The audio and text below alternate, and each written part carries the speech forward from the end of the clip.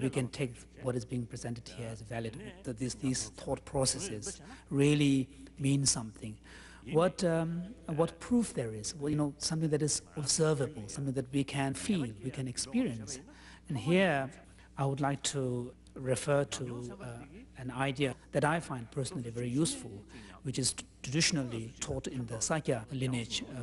According to this teaching, there is an understanding of what are known as the four valid factors, these being the valid scripture, valid treatise or commentarial literature, and then valid teacher or a spiritual mentor, and a valid experience.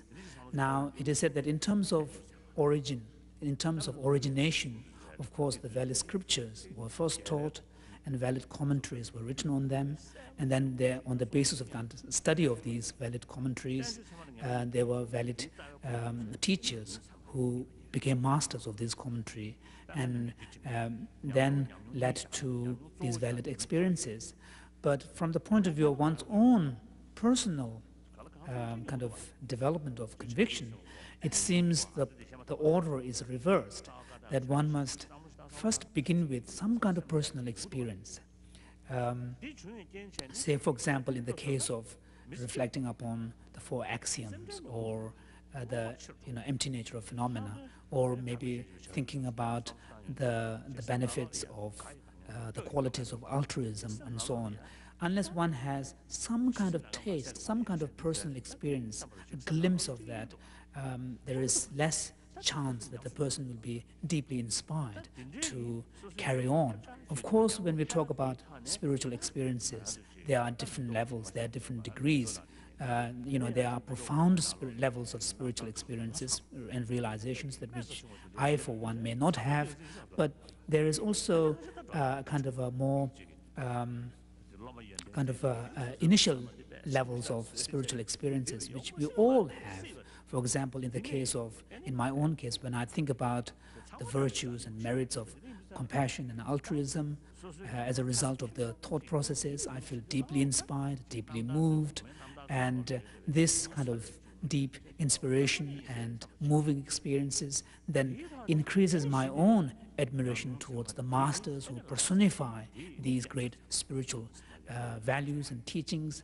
And then one can also begin to appreciate and also begin to believe that perhaps there is something in the biographies that are of the great masters, where there are narrations, there are accounts of profound spiritual experiences. Of course, when we talk about anecdotal stories, when we talk about biographies, of course, one has to accept the fact that there might be, in some cases, exaggerations, particularly biographies of lamas or masters written by their own disciples. Perhaps sometimes there is an over-enthusiastic presentation of the gurus or the master's spiritual qualities, but still, one cannot dismiss the whole class of biographical.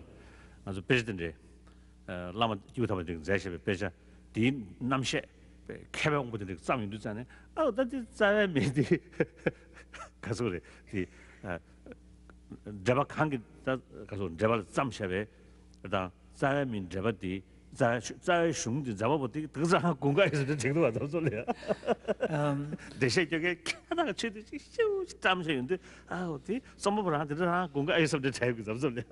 For example, in relation to this point about exaggeration, His Holiness was saying that sometimes when I read very sophisticated commentary written by a great scholar on a short text written by one of his masters, the commentary is so sophisticated and detailed and comprehensive that one begins to even wonder, did the author of the original text, the short text, really knew all of this?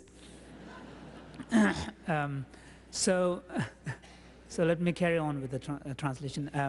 So His Holiness was saying that, once you have some taste of your own personal experience, when you feel deeply inspired and moved, then you begin to develop deep admiration in the kind of the life of the great masters who embody these spiritual values and teachings.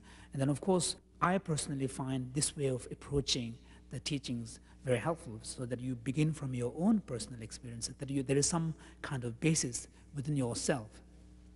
나 랑당 측계디 창조심 창조심부터 럽지 샤디하래. And the 8 verses of training the mind by Langri Thangpa is a training for the development of the altruistic aspiration.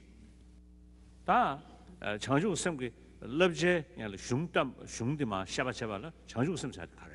So these 8 verses of training the mind by Langri Thangpa is a teaching on the practice of bodhicitta, the altruistic intention to attain full enlightenment for the benefit of all sentient beings.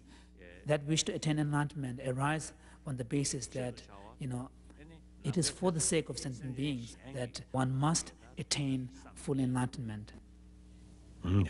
가다 창조심 시대하다 뭐냐 배 가서 그게 샴페인으로 타도 버리셔. 샴페인으로 배다 치실 들으셔. 다가는 신기 배 닝도 타도 버리셔. 남주 타도 배 락지르셔. So one could say that this bodhicitta, the altruistic intention, is the highest level of altruism. 저름치 런치면 나올이야. 샹든 주베 샹든 조르 주베 랑드 샬라 주바 사드리셔.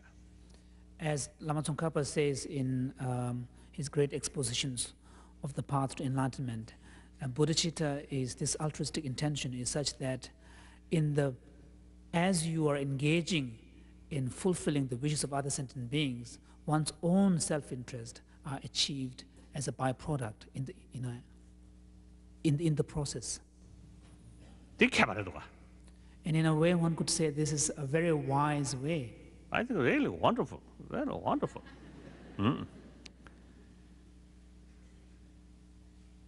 So the more sort of, I think the stronger feeling of the taking care of other, oneself get immense benefit. Oh, that's something very wonderful. I think very good. 다가는 신다 창조성 그 편성이 되잖아요. 아니 창조성 샴페인으로 되지 결하잖아. 현다게 배다 초 상상 전에 배서 초 시부직다 가서 우리 배 깔래져가 되리 이 창조성이 초조야 대라도 조용해. 루주가다. If we think about the qualities, the positive qualities and the merits of bodhicitta, the altruistic intention, we find that one could say that bodhicitta, or the development of altruistic intention, is one of the most effective means by which one can accumulate merits, one can accumulate the positive potentials, one can enhance one's positive spiritual potentials. Overcoming negative impulses and enhancing positive potentials is really the essence of the spiritual path to enlightenment. So one could say that it is one of the most effective, one of the most powerful spiritual practices. 다가는 신기 아다 자본금 아다디 참명 나로리야 년절 남는 도지신 투리 남는 럽던 그것이 매번 전기에 상주성을 찬사로스 쉽지도 않아 년절에 타야 돼 디치야래 가서 그게 간다 미기 주분 그 추중기 년절에 타와 지기야래 아다 전주 그 심기 다 년절에 타와 제약이 배터 가서 미기 주분 그 추중 배 연줄 동주를 하고 지 니베체래도 And also Maitreya states in one of his aspirational prayers that it is this bodhicitta that can free us from migrations into lower realms of existence, and also it can lead us to higher fortunate rebirths, and this is also the path that can lead us to the state beyond death. And what is Maitreya saying here is that the practice of bodhicitta really surpasses all forms of ethical practices or morality. It's a far superior path. It's like a technique that is so comprehensive that it contains the element of all the other practices. 아니 닝도라 닝도 보면 샤베 있나 차호 네 루주관들 지시하나 소는 시리 아니 사도 추다 매달로 맨도 건배 신신도 다도 선제 탐지 랑갈 감이